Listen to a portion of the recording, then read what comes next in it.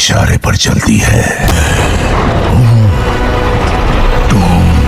Avenger doomsday का नया trailer देख लिया और ये स्पेशल लुक पूरी तरह से डूम के ऑरा और पावर को दिखाने के लिए बनाया गया है, या फिर ऐसा भी हो सकता है कि हमें सिर्फ डॉक्टर डूम का ऑरा नजर आ रहा है। ये कैरेक्टर इतना इंटरेस्टिंग है, स्क्रीन पर एंट्री होते ही ऐसा लग रहा था कि पूरा एमसीयू इसके सामने छोटा पड़ जाएगा। और सबसे बड़ी बात, मार्वल ने डूम को सिर्फ एक विलन की तरह इंट्रोड्यूस नहीं किया है, उसे एक इवेंट की तरह पेश किया है। देखो, ट्रेलर को मैंने कई बार देखा तो मुझे डूम के बारे में इतना समझ आया कि ये कैरेक्टर बाकी किरदारों से बिल्कुल अलग है। देखो, जहाँ दूसरे सुपर हीरो और विलन को देखकर हमें एक्साइटमेंट होती है कि आखिर ये क्या करेगा और इसकी पावर क्या है, वहीं डूम को देखकर एक अलग तरह का टेंशन और प्रेसेंस महसूस होता है। मार्वल कब तक का सबसे बड़ा विनर थैनोस है, जिसे मार्वल कई मूवी से सेटअप कर रहा था। फिर अवेंजर इन्फिनिटी वॉर और एंड गेम में जाकर हमें पता चला कि थैनोस कितना पावरफुल है और वो क्या कर सकता है। हम सब ने देखा है कि थैनोस अपनी शक्ति दिखाने के लिए हल्क के साथ हैंड टू हैंड फाइट करता है और अपने आयरन मैन से एक पंच खाने के बाद गुस्से में उसके ऊपर पूरा स्टार फेंक के मार देता है। और टाइम स्टोन आने के बाद ये बंदा वकांडा के बैटल ग्राउंड में नजर आता है। वहीं अगर डॉक्टर डूम की बात करें तो वो ज्यादा भागता नहीं है, ज्यादा चिल्लाता नहीं है, हर सेकंड अपनी ताकत साबित करने की कोशिश भी नहीं करता,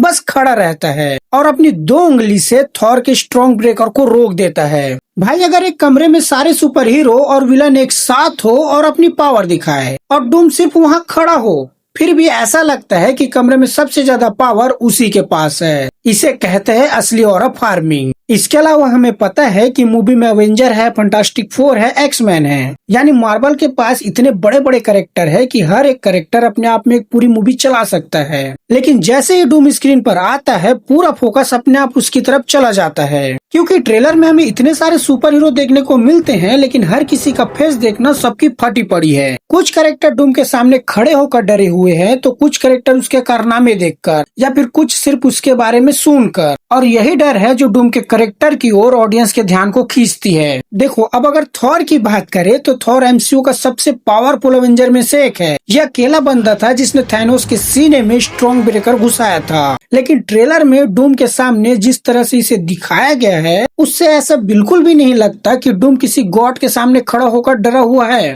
बल्कि इसका उल्टा ऐसा लगता है कि डूम को पूरा भरोसा है कि इस लड़ाई में पूरा कंट्रोल उसके हाथ में है। डैम गुड भाई, और ये सीन देखकर लगता है कि ये कैरेक्टर कितना डेंजरस है। फिर आता है वो डॉले। मौत तो मेरे इशारे पर चलती है। यहाँ डूम अपने कॉन्फिडेंस को एक अलग ही लेवल पर ले जाता है और बस ये लाइन समझाने के लिए काफी है कि डॉक्टर डूम क्या कर सकता है। इन सब के बाद मेरे दिमाग में अब सवाल ये नहीं है कि अवेंजर डॉक्टर डूम को कैसे हराएंगे। असली सवाल तो ये है कि इतने सारे हीरो मिलकर क्या डूम के ऑरा को तोड़ पाएंगे। ये देखना ज्यादा इंटरेस्टिंग होगा।